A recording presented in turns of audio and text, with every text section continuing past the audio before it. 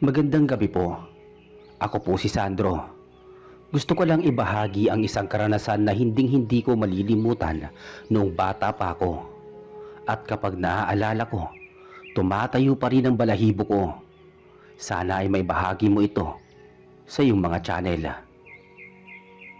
Noong taong 1980, 12 taong gulang pa lamang ako noon.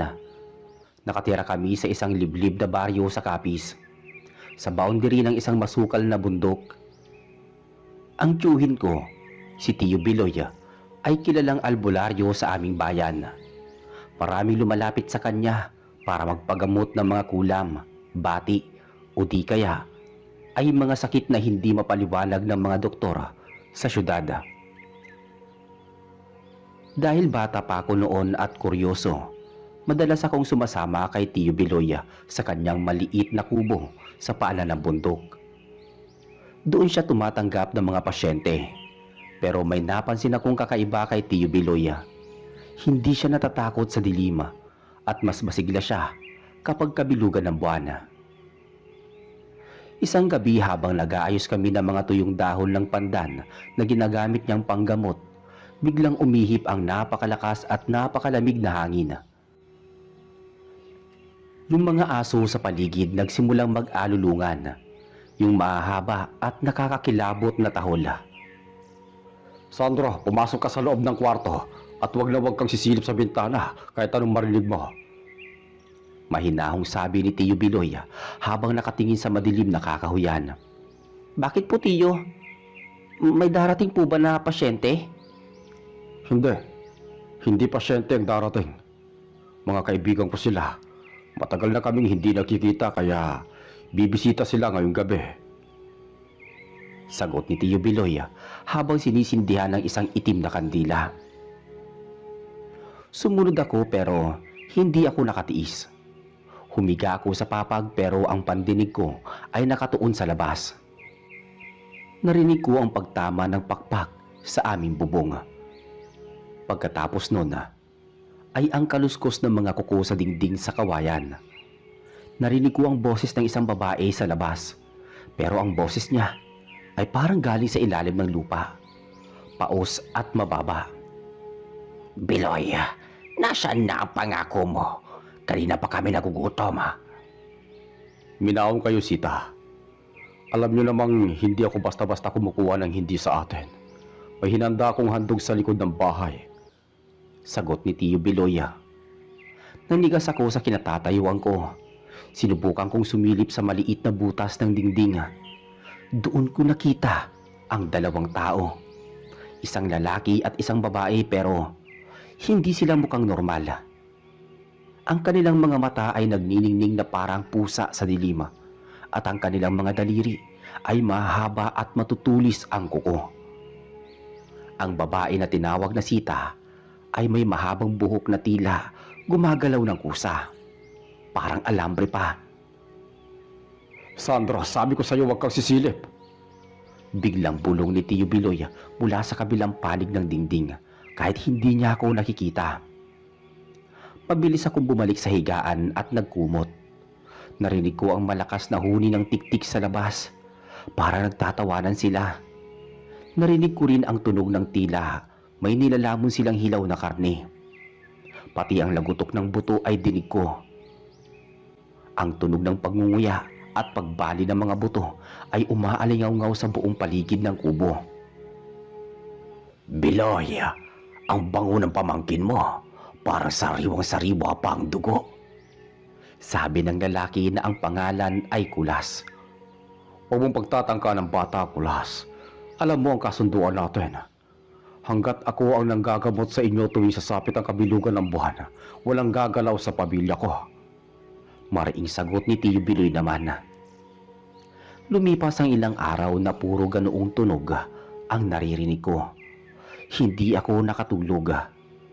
Nang madaling araw, unti-unting nawala ang mga tunog ng pakpak at ang mga kakaibang boses. Lumabas si Tio Biloy at kumatok sa pinto ng kwarto ko. Sandro, gising na. Umalis na sila. Sabi ni Tio Biloy. Lumabas ako na nangangatog pa ang tuhod.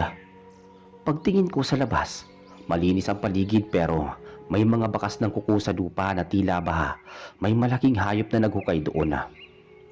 Tiyo, sino po ba talaga sila? Bakit nyo sila kaibigan? Tanong ko habang pilit na tinatago ang takot. Sandra, sa mundong ito, hindi lang tayo ang naninirahan. May mga nilalang na kailangan din ng tulong. Sila ang mga tagapagbantay ng bundok, pero may sumpa silang dala. Binibigyan ko sila ng handog na hayop para hindi sila manakit ng mga tao sa baryo. Iyon ang tungkulin ko bilang albularyo. Simula noon nalaman ko na ang kapangyarihan ni Tiyo Biloy ay hindi lang galing sa mga dasal at halaman, kundi sa isang madilim na kasunduan sa mga nilalang na kinatatakutan ng lahat. Isang araw, habang naglalakad ako sa palengke ng bayan, may nakasalubong akong isang matandang babae. Nanlaki ang mata ko dahil namukhaan ko ang kanyang mga mata. Siya si Sita, ang babaeng nakita ko sa labas ng kubo ni Tiyo Biloy. Nakasuot siya ng simpleng duster at may dalang basket ng mga gulay pero nang tumingin siya sa akin, umiti siya at nakita ko ang kanyang matutulis na ngipin. Sandro, ang laki mo na pala. Kamusta ang Tiyo Biloy mo? Tanong ni Sita. Hindi ako nakapagsalita. Kumaripas ako ng takbo pa uwi. Hingal na hingal ako nang makarating sa kubo. Tiyo, nakita ko po si Alisita sa bayan. Bakit siya nandun? Napahinto sa pag-aayos ng gamot si Tiyo Biloy. Sandro, sinabi ko na sa'yo, hindi sila palaging mukhang halimaw. Sa umaga, sila ay parang normal na tao lang. Kaya huwag kang basta-basta magtitiwala kahit kanino. Kahit sa mga kakilala mo sa bayan. Doon ko napagtanto na ang panganib ay hindi lang nasa dilim. Maaari itong nasa tabi-tabi lang, nakikihalubilo sa amin sa sikat ng araw. Lumipas ang ilang buwan at naging mas madalas ang pagbisita ni Sita at Kulas sa kubo. Isang gabi, may dinalang balita si Kulas na nagpabago sa timpla ng mukha ni Tiyo Biloy.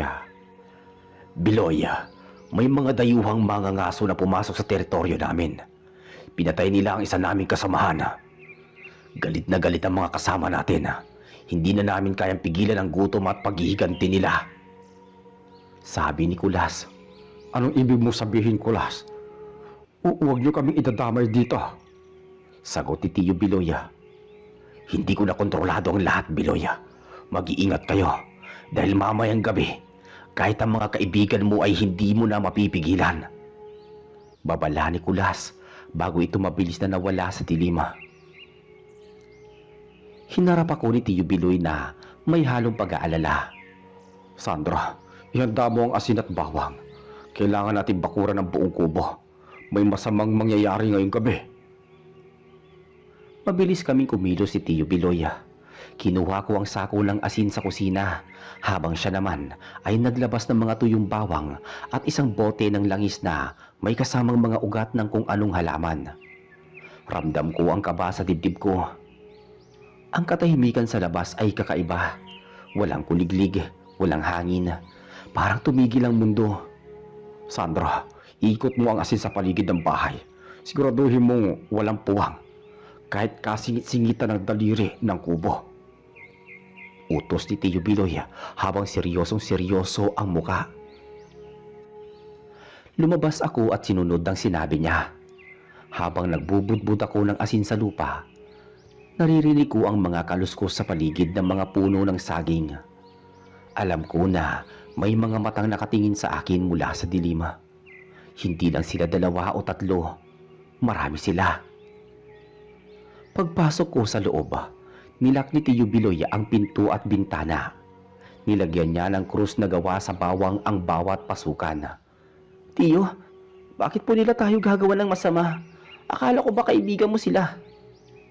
Sa oras ng gutom at galit, Sandra, nawawala ang pagkakaibigan. Ang aswang ay aswang. Kapag ang dugo nila ay uminit dahil sa paghihigante, kahit sino ay ituturing nilang pagkain. Sagot ni Tiyo Biloy habang hinahasa ang kanyang lumang itak. Maya-maya pa, biglang niyanig ang bubong namin. Parang may bumagsak na sako ng semento sa taas. Pagkatapos ay sinundan ito ng tunog ng mabilis na pagtakbo. Mga yabag na hindi sa tao dahil sa bigat at bilis neto. "Biloy, ilabas mo ang bata! Ibigay mo sa amin si Sandro!" Sigaw ng isang boses mula sa labas. Hindi ko makilala kung kay Sita o kay Kulas ba yun, dahil ang boses ay parang pinaghalong tahol. Tahol ng aso at ungol ng baboy damo. Umalis kayo rito. Wala kayong makukuha sa pamamahay ko. Sigaw ni Tio Biloya. Biglang kinalos ang dingding sa kawayan. May mga matutulis na kuko na bumaon sa dingding. Pilit na winawasak ang kawayan para makapasok. Sumilip ako sa isang siwang at nakita ko ang isang muka. Hindi na ito si Sita na nakita ko sa palengke. Ang mukha niya ay mahaba na ang ilong ay parang sa hayop at ang laway ay tumutulo sa kanyang mahabang pangil. Sandro, lumayo ka sa dingding. Kinuha ni Tio Biloy ang bote ng langis at binisikan ng bahagi ng dingding kung nasaan ang mga kuko. Pagdikit ng langis sa balat ng nilalang, narinig ko ang isang nakakangilong tili. Parang napasong karne ang amoy na pumasok sa loob ng kubo. "Lintik ka, Biloy! Papatayin namin kayong dalawa!" Naramdaman ko ang pag-uga ng kawayang sahig. Sinubukan nilang iangat ang bahay. Kumuha ko ng isang dakot na asin at tinapon ko sa mga puwang ng sahig. Huwag kang titigil, Sandro. Sige pa, budburan mo ang sahig. Pag-uudyok sa akin ni Tio Biloy habang siya naman ay abala sa pagbabantay sa bintana. Sa gitna ng kaguluhan, biglang tumahimik.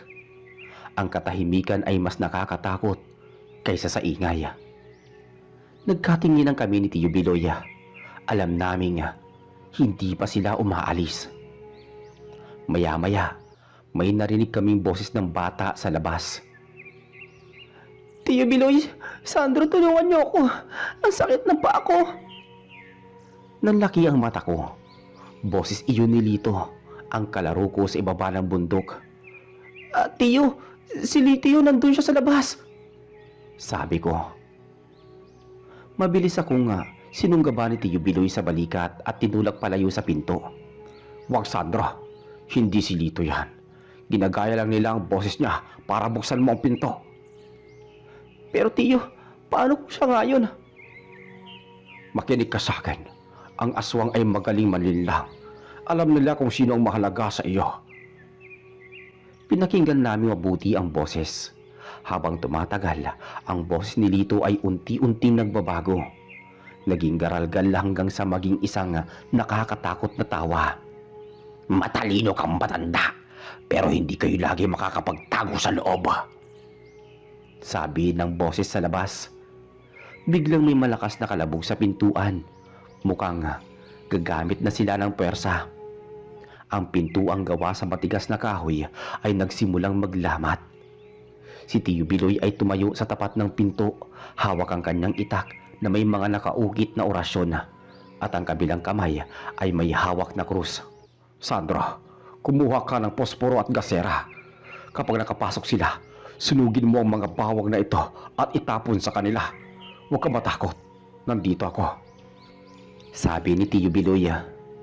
Habang hinihintay namin ang susunod nilang galaw, may napansin akong kakaiba sa taas ng kisame.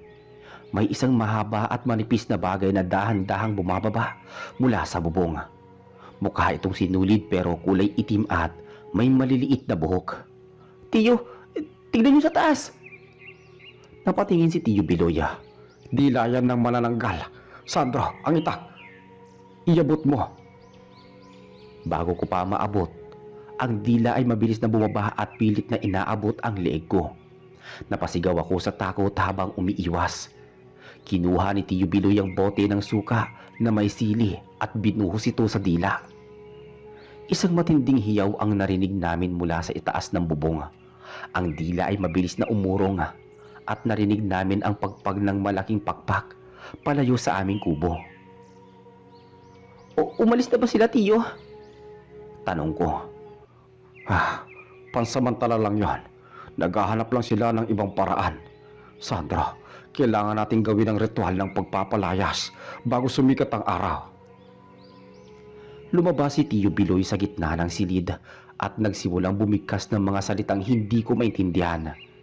Habang nagdarasal siya, ang hangin sa loob ng kubo ay uminit.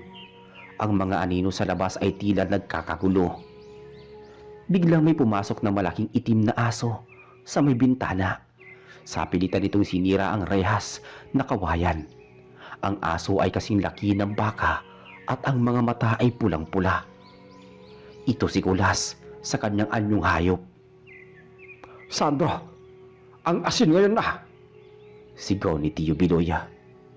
Mabilis akong kumilos. Kinuha ko ang isang dakot na asin at buong lakas na isinalya sa pagbumuka ng higanting aso na si Kulas. Pagdapo ng mga butil ng asin sa kanyang nagniningning na mga mata, umalingaw-ngaw ang isang tunog na parang napipritong karne. Umungol si Kulas habang pilit na kinakamot ang kanyang muka gamit ang malalaking kuko. Hindi nag-aksaya ng panahon si Tio Biloy. Gamit ang kanyang itak na may orasyon, tinalon niya ang dambuhalang aso. Sa impyerno ka babalik, Kulas! Sigaw ni Tio Biloy habang winawasiwas ang talima. Nagkaroon ng matinding taltalan sa loob ng maliit naming kubo. Tumalon-talon ang aso, sinira ang aming mga gamit at ang altar ni Tio Biloy.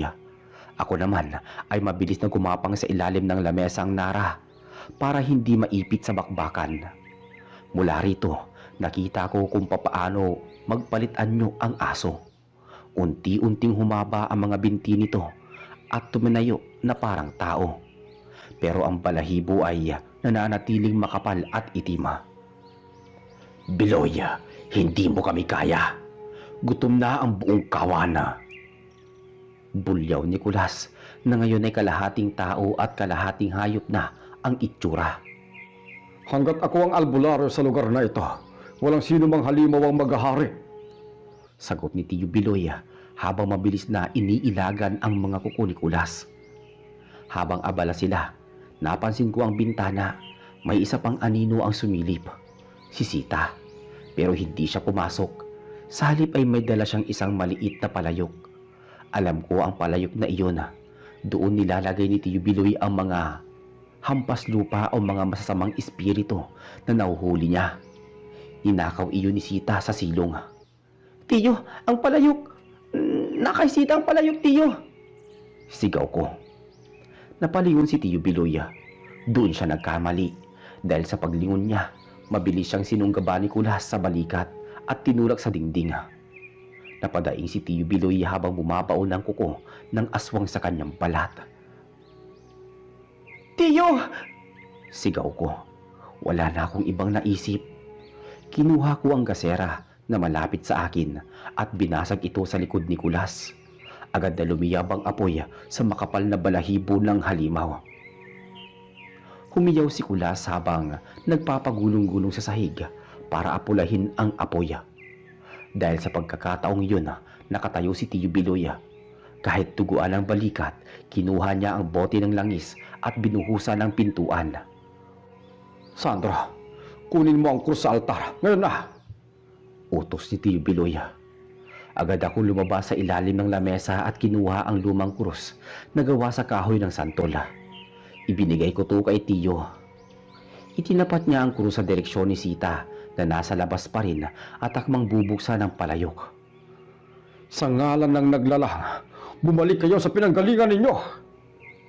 Sigaw ni Tio Biloy habang binibigkas ang isang mahabang orasyon. Biglang umihip ang isang napakalakas na ipo-ipo sa loob mismo ng kubo. Ang mga aswang sa labas ay nagsimulang mapasigaw. Narinig ko ang lagutok ng mga pakpak ni Sita at ng iba pa niyang kasamahan habang mabilis silang lumalayo patungo sa madilim na bahagi ng bundok. Si Kulas naman, na bahagyang nasunog ang likod, ay nagpumilit na tumalon palabas ng bintana. Hindi pa tayo tapos, Biloy. Hahanapin namin ang batang yan. Huling banta ni Kulas bago ito tuluyang naglaho sa kadiliman. Tiyo, ayos lang po ba kayo? Ayos lang ako, Sandra. Patapang ka. Kung hindi dahil sa gasera mo, baka naging hapunan na ako ng aswang na yon. Kumuha ko ng malinis na tela at itinali sa sugat ni Tiyo. Pero habang ginagawa ko yun, may napansin akong kakaiba. Ang dugo ni Tiyo Biloy, hindi ito kulay pula. May bahid ito ng kulay itim at parang gumagalaw ang dugo sa loob ng tela. Tiyo, bakit ganito ang dugo ninyo? Hindi sumagot si Tiyo Biloy. Tumingin lang siya sa labas sa direksyon kung saan tumakas ang mga aswang. Sandro, kapag nakipaglaban ka sa mga halimaw ng matagal na panahon, unti-unti kang nagiging bahagi nila. Iyon ang presyong kailangang bayaran sa pagiging albularyo sa lugar na ito. Kinabahan ako sa sinabi niya. Ibig bang sabihin, magiging aswang din si Tiyo Biloy? Nang sumikat ang araw, pumunta kami sa bayan para bumili ng mga gamit pampaayos ng bahay. Pero habang naglalakad kami, napansin ko ang mga tingin ng tao. Hindi ito tingin ng paghanga, kundi tingin ng takot. Ang bawat madaanan namin ay tumatabi at umiiwas ng tingin. Tiyo, bakit sila natatakot sa atin? Dahil alam nila, Sandro. Alam nila na ang tanging rason kung bakit hindi sila nilulusob ng mga aswang sa bundok ay dahil sa akin. Bukod doon, alam din nila na ako ang pinakadelikadong tao rito dahil kaibigan ko ang mga kinatatakutan nila. Paliwanag ni Tiyo Biloy. Pagdating namin sa palengke, nakita ko si Aling Marta, ang tindera ng karne. Halos mabitawan niya ang kanyang kutsilyo nang makita kami. Biloy, balita ko may gulo kagabi sa paanan ng bundok. Pabulong na sabi ni Aling Marta. Wala yon. May mga ligaw na aso lang na nagtangkang pumasok. Sagot ni Tiyo Biloy. Pero bago kami umalis, hinawakan ni Aling Marta ang braso ko. Sandro, mag-iingat ka. Ang tiyuhin mo, hindi na siya ang Biloy na kilala namin noong araw. Magmatsyag ka sa ating gabi. Kinabahan ako sa babala ni Aling Marta. Pag uwi namin sa kubo, naging tahimik si Tiyo Biloy. Buong hapon siyang nagkulong sa kanyang silid at narinig ko ang mga kakaibang bulong. Hindi na ito orasyon para sa panggagamot, parang pakikipag-usap na ito sa kung sino. Nang sumapit ang gabi, nagkunwari akong tulog. Pinakairamdaman ko ang bawat galaw sa loob ng kubo. Maya-maya, narinig ko ang pagbukas ng pinto ng silid ni Tiyo Biloy. Lumabas siya ng dahan-dahan. Sumunod ako sa kanya nang hindi nagpapahalata. Pumunta siya sa likod ng bahay, doon sa malaking puno. Doon nakita ko silang muli sina Sita at Kulas. Pero sa pagkakataong ito, hindi sila nag-aaway. Narito ang kabayaran, Biloy, sabi ni Sita habang iniaabot ang isang itim na manok na pilit na pumipiglas. Maraming salamat. Kailangan ko ito para gumaling ang sugat ko. Sagot ni Tiyo Biloy. Nakita ko kung papaano kagati ni Tiyo Biloy ang leeg ng manok at inumin ang dugo nito habang buhay pa ang hayop. Nanigas ako sa kinatatayuan ko. Ang tiyuhin ko, ang tagapagligtas ng bayan, ay sumasabay na sa gawain ng mga aswang. Naguluhan ako at maya-maya pa biglang lumingon si Kulas sa direksyon ko. Biloy, mukhang may nakakakita sa atin.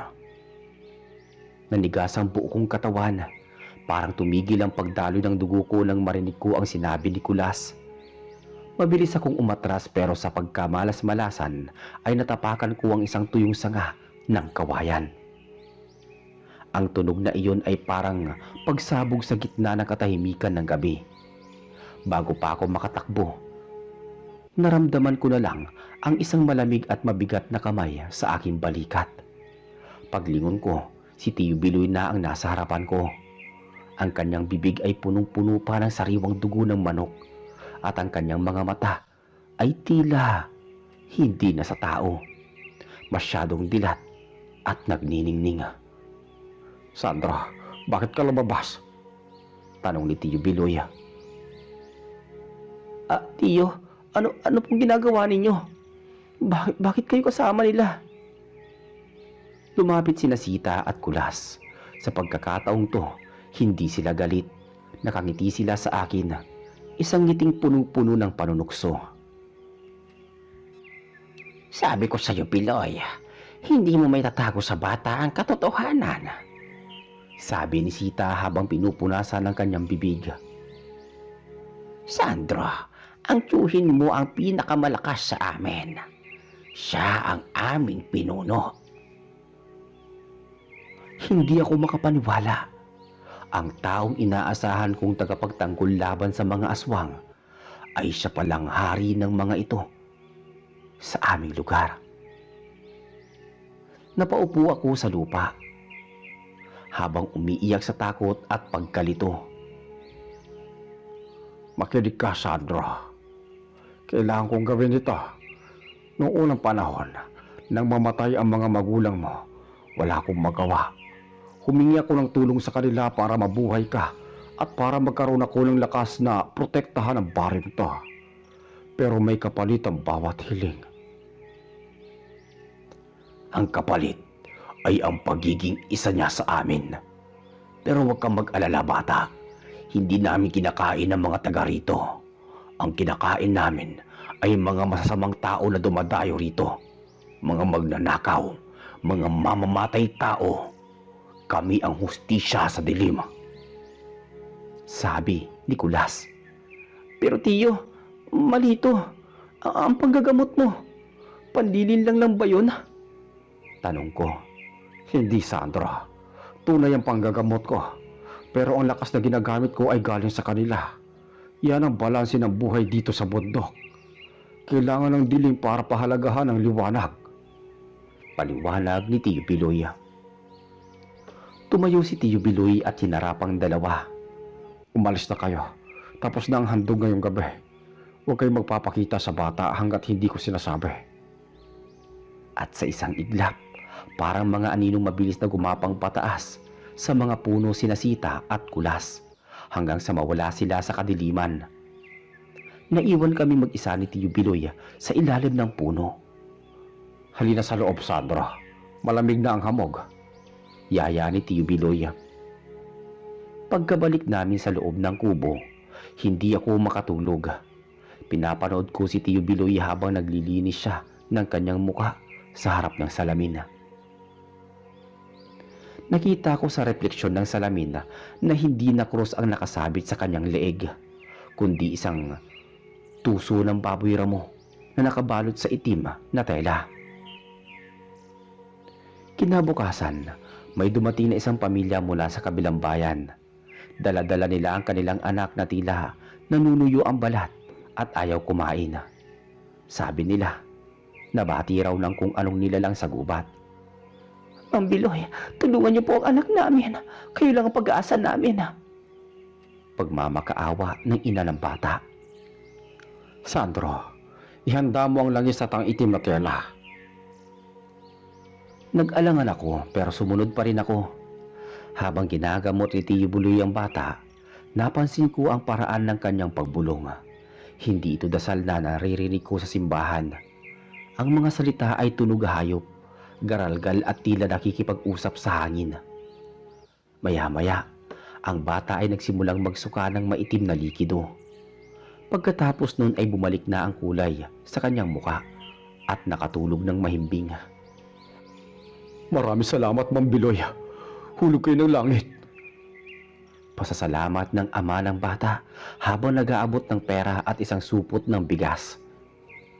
Nang makalis ang pamilya, hinarap ako ni Tiyo Biloy. Nakita mo na, Sandro. Kung walang koneksyon ko sa kanila, hindi ko magagawang magpaalis ng masamang espiritu. Masamang espiritu ang kumapit sa batang yon.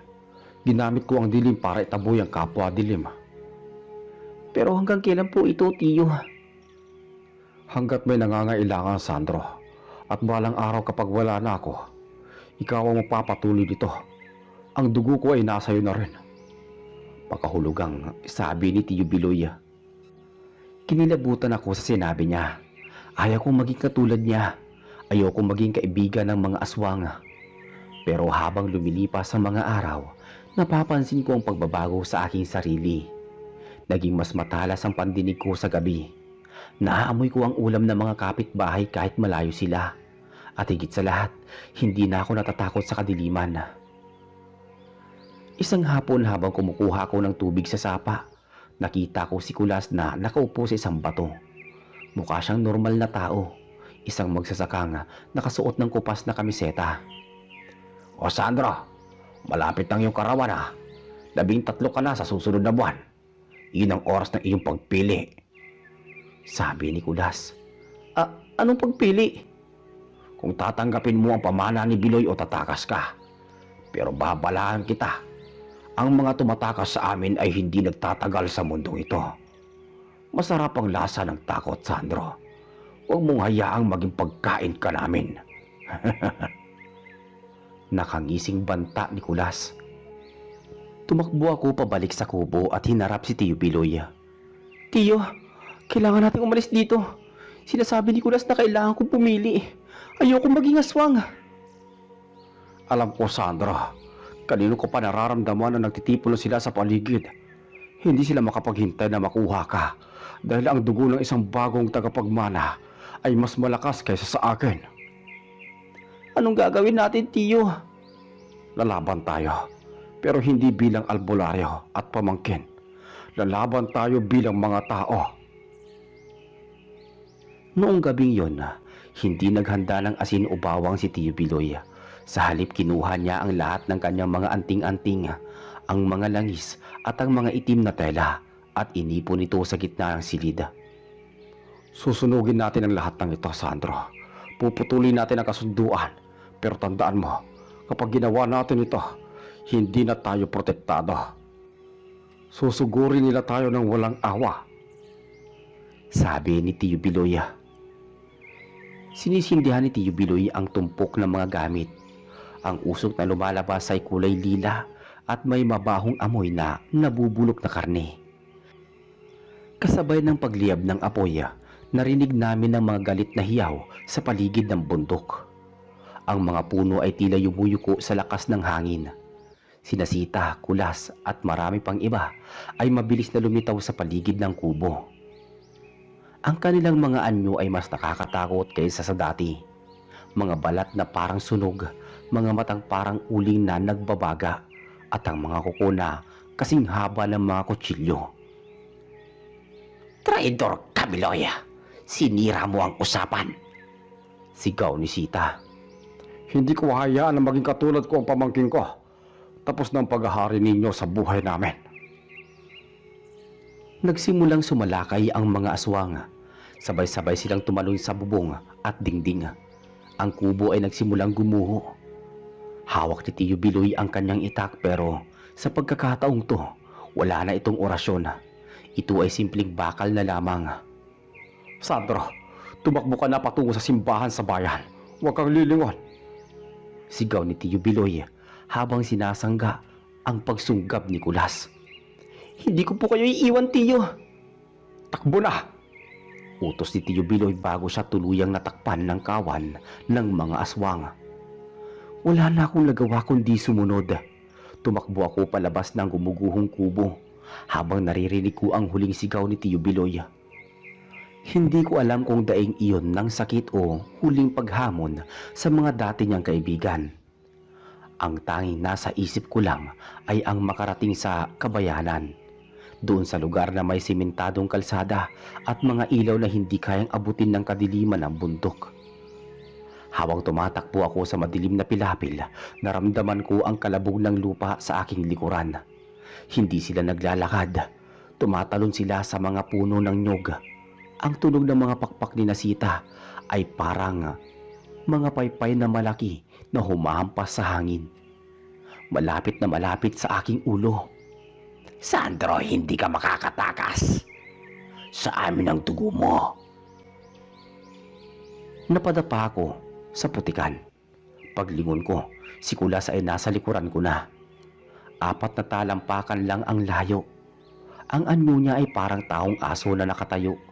Ang mga braso ay mahaba at ang mga kuko ay kumikinang sa ilalim ng liwanag ng buwan. Wala nang tiyuhin mong albularyo, Sandro. Wala nang magliligtas sa'yo. Sa takot ko, ay may nakuha akong isang matulis na kawayan sa tabi ng pilapil. Itinutok ko ito sa kanya. "Huwag kayong lalapit sa akin! Papatayin ko kayo!" Tumawa ng nakakapangilabot si Kulas, pero bago siya makasunggab, isang putok ng baril ang umalingaw-ngaw sa paligid. Natamaan si Kulas sa balikat at napaurong siya habang umaalulong sa sakit. Mula sa dulo ng pilapil, nakita ko ang mga lalaking tagabayan na may dalang mga sulo at shotgun. Sila ang mga ronda o barangay tanod noon. Nandoon! May aswang barilin ninyo! Sigaw ng isang lalaki. Dahil sa dami ng tao at liwanag ng mga sulo, mabilis na naglaho ang mga anino ni Nasita at Kulas patungo sa masukal na bahagi ng gubat. Nilapitan ako ng mga lalaki at tinulungang tumayo. Ayos ka lang ba, Sandro? Nasaan si Biloy? Tanong ni Mang Tomas. Nasa kubo po eh. Kinuha nila si Tiyo. Iyak ko. Mabilis kami bumalik sa paanan ng bundok pero huli na ang lahat. Ang aming kubo ay tupok na ng apoy. Wala na ang mga kawayang dingding. Wala na ang altar. At wala na ring bakas ni Tiyo Biloy. Ang tanging natira sa gitna ng abo ay ang kanyang itak na nakabaon sa lupa at ang itim na tuso ng baboy ramo na putol na sa gitna. Wala na rito ang tiyuhin mo, Sandro. Sa ganitong klase ng labanan, bihirang makakaligtas. Malungkot na sabi ni Mang Tomas. Dinala nila ako sa bayan at pansamantalang pinatira sa kumbento ng simbahan. Doon naging tahimik ang kalooban ko ng ilang linggo. Pero kahit nasa loob ako ng banal na lugar, hindi ako mapakali. Tuwing gabi, naririnig ko pa rin ang mga kalos sa labas ng aking bintana. Isang gabi may nakita akong isang itim na manok na walang ulo sa may doorstep ng aking kwarto. Alam ko na hindi pa tapos ang lahat. Ang sabi ni Tiyo Biloy, ang dugo niya ay nasa akin din.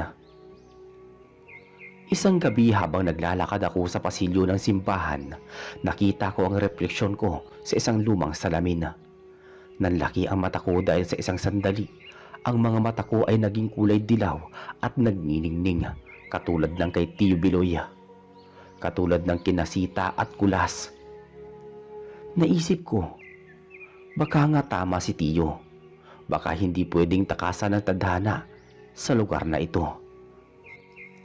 Lumipas ang araw, buwan at naging usap-usapan sa may bayan na may isang bagong albularyo na lumitaw sa kabilang panig ng bundok. Sabi nila, napakagaling daw nito na manggamot. Pero ang mga kaibigan daw nito ay hindi mga tao, kundi mga nilalang na lumalabas lang tuwing gabi. Hindi ko alam kung si Tiyo Biloy ba yun na nabuhay o kung ako na ba ang tinutukoy nila sa hinaharap. Dahil hanggang ngayon, kapag kabilugan ng buwan, nararamdaman ko ang tawag ng bundok. Nararamdaman ko ang gutom na hindi nabubusog ng kanin at ulam. Minsan kapag naglalakad ako sa liblib na bahagi, may naririnig akong bumubulong sa hangin na nagsasabing, "Sandro, bumalik ka na. Hinihintay ka ng iyong mga kaibigan." Lumipas ang mga taon at tuluyan na akong lumayo sa paanan ng bundok na iyon. Nanirahan ako sa bayan, nagtrabaho at sinubukang mamuhay ng normal gaya ng ibang tao. Ngunit kahit anong layo ko, tila may kadenang nakatali sa aking anino na humiila sa akin pabalik sa madidilim na bahagi ng kagubatan. Isang gabi habang nag-aayos ako ng mga gamit sa bahay, may narinig akong mahinang kumatok sa aking pinto. Pagbukas ko walang tao pero may nakita akong isang maliit na bote ng langis na may kasamang tuyong ugat. Katulad ng gamit noon ni Tiyo Biloy. Sa tabi nito, may isang piraso ng papel na may nakasulat na, "Kailangan ka ng bayan, Sandro."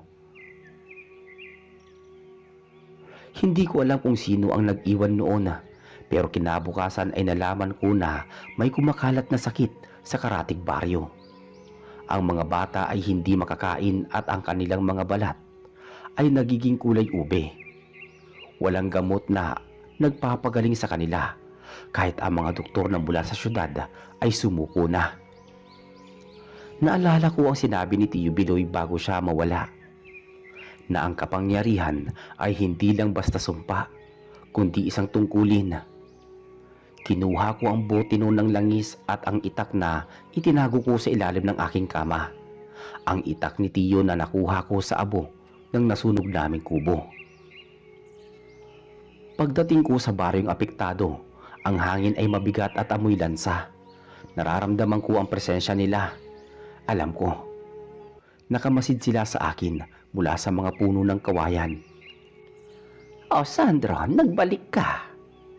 Isang pamilyar na boses ang aking narinig mula sa likod ng malaking puno. Lumabas si Sita, suot ang kanyang mapanuksong ngiti. Hindi siya tumanda, ganoon pa rin ang kanyang itsura. "Nasaan ang mga bata, Sita? Itigil niyo na to," mariing sabi ko habang mahigpit ang hawak sa itak. "Hindi kami ang may gawa nito, Sandro. May ibang grupo nang galing sa kabilang bundok. Mga ligaw na aswang na walang pinuno. Ginugulo nila ang balanse. Kung hindi ka kikilos bilang bagong albularyo, uubusin nila ang mga tao rito." Paliwanag ni Sita. Sa sandaling yon, lumitaw din si Kulas mula sa kadiliman. May mga bago siyang peklat sa muka. Marahil ay mula sa labanan noong gabing nasunog ang kubo. "Kailangan namin ng pinuno, Sandro. Ang dugo ni Biloy ay nasayo. Ikaw lang ang may kakayahang mag-utos sa amin at magpaalis sa mga dayuhang halimaw." Napatingin ako sa mga kubo, kung saan naririnig ang iyak ng mga may sakit na bata. Nauunawaan ko na ang kapalaran ko. Hindi ako makakatakas dahil ang pagiging albularyo at ang pakikipag-ugnayan sa mga aswang ay iisang bagay lang na magkabilaan ng muka. "Tutulungan ko ang mga tao, pero sa oras na galawin niyo sila, ako mismo ang pupugot sa mga ulo niyo." Banta ko habang nararamdaman ko ang init na dumadaloy sa aking mga palad. "Susunod kami." Sabay na wika ni Sita at Kulas bago sila lumuhod sa aking harapan. Pumasok ako sa unang bahay at sinimulan ng ritual. Binigkas ko ang mga orasyong tinuro sa akin ni Tio Biloy. Habang nagsasalita ako, ang boses ko ay unti-unting nagbabago. Nagiging malalim, garalgal at punong-puno ng otoridad. Nakita ko ang itim na usok na lumabas sa katawan ng bata. At sa labas, narinig ko ang mga hiyaw ng mga ligaw na aswang na mabilis na nagsisitakas dahil sa lakas ng aking kapangyarihan. Nang sumikat ang araw, magaling na ang lahat ng bata. Ang mga tao sa baryo ay lumabas at nagpasalamat sa akin. Ngunit habang nagpapasalamat sila, nakita ko ang takot sa kanilang mga mata nang mapansin nilang ang aking anino ay tila may malaking pakpak at matutulis na kuko, kahit wala naman akong suot na anuman. Bumalik ako sa paanan ng bundok at muling itinayo ang maliit na kubo ni Tio Biloy. Alam ko nga, ako na, hindi na ako magkakaroon ng asawa o normal na pamilya. Ang pamilya ko na ngayon ay ang kadiliman at ang mga nilalang na nananahan dito. Minsan kapag tahimik ang gabi, may nararamdaman akong presensya sa tabi ng aking higaan. Isang pamilyar na amoy ng tuyong dahon ng pandan at itim na kandila. Alam ko na binabantayan ako ni Tio Biloy kahit nasaan man siyang dako naroroon. Dito na nagtatapos ang aking kwento. Ang albularing pumalit sa aking tiyuhin na naging kaibigan na rin ng mga aswang. Hanggang ngayon narito pa rin ako sa liblib na bahagi. Kung sakaling mapadpad kayo rito at makakita ng isang kubong may nakasabit na krus na gawa sa bawang at tuso ng baboy ramo, huwag kayong matatakot. Basta't wala kayong masamang balak, ligtas kayo sa ilalim ng aking pangangalaga. Salamat sa pakikinig sa aking kasaysayan. Hanggang sa muli.